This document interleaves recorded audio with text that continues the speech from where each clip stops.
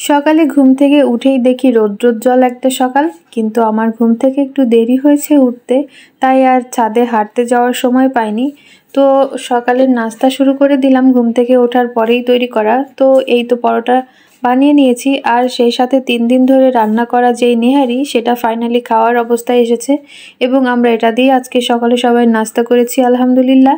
তো এই নাস্তার পরে কিন্তু 1 কাপ কড়া লিকারের দুধ চা ছাড়া চলেই না। তো এই দুধ চা বানিয়ে নিলাম এবং সবাই মিলে একসাথে বসে আজকে নাস্তা করেছি।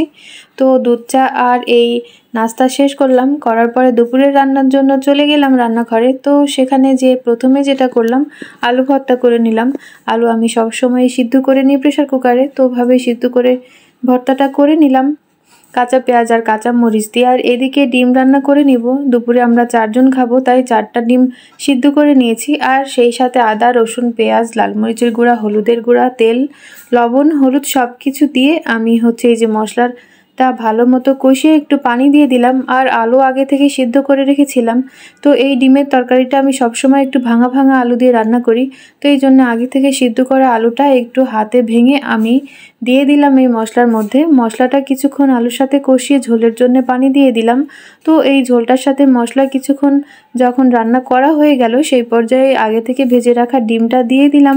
তো ডিমগুলো দিয়ে কিছুক্ষণ নাড়াচাড়া করে যতটুকু আমি ঝোল রাখবো সেটুকু রেখে বাকিটা আমি শুকিয়ে ফেলেছি। আর নামানোর আগে একটু গরম মশলার গুঁড়া দিয়ে দিয়েছি। এদিকে মুরগির মাংসটাও রান্না করেছি, তো এটার ভিডিও আর দেখালাম না। দুপুরে এই যে বাজার চলে এসেছে, তো আমরা সবজি বাজারটা বিশেষ করে খুবই অল্প পরিমাণে করা হয় 2-1 দিনের জন্য।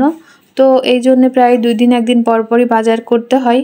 তো আজকে মশলাও কিছু শেষ হয়ে গিয়েছিল, তো সেই জন্য একটু গরম মশলা আনা হয়েছে। তো এর মধ্যে ছিল দারুচিনি, এলাচ, তারপরে ছিল জিরা, আর সেই সাথে লবঙ্গ, কালো গোলমরিচ।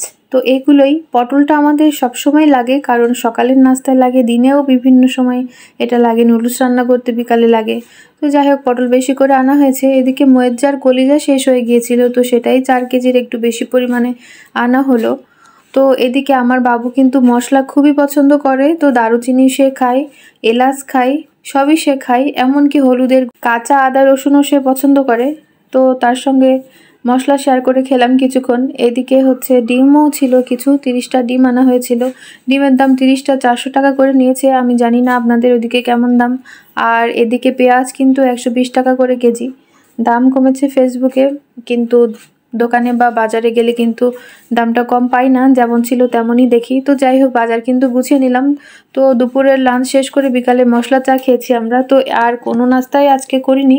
তো চা নাস্তা শেষ করে আমরা চলে গেলাম ছাদে। ছাদে বাবুর বাবা আমাদের ছাদে যে মসজিদটা আছে ওখানে নামাজ পড়তে গেল আসরের। তো নামাজ শেষ করে সে বলছে যে আজকের আকাশটা খুবই চমৎকার। তো আমরা সবাই মিলে গেলাম। তো আজকে আমি দৌড়াদৌড়ি করছি না, বাবুর পিছনে বাবুর বাবাই দৌড়াচ্ছে আলহামদুলিল্লাহ। তো বাবা আর বাবুর এই দৌড়াদৌড়ি এগুলা দেখতে দেখতে ভিডিও করতে করতে দিনটা শেষ হয়ে গেল আলহামদুলিল্লাহ। তো আজকে এখানেই বিদায় নিচ্ছি। সবাই ভালো থাকবেন, আমার ভিডিওগুলো লাইক শেয়ার কমেন্ট দিয়ে পাশে থাকবেন। আল্লাহ হাফেজ।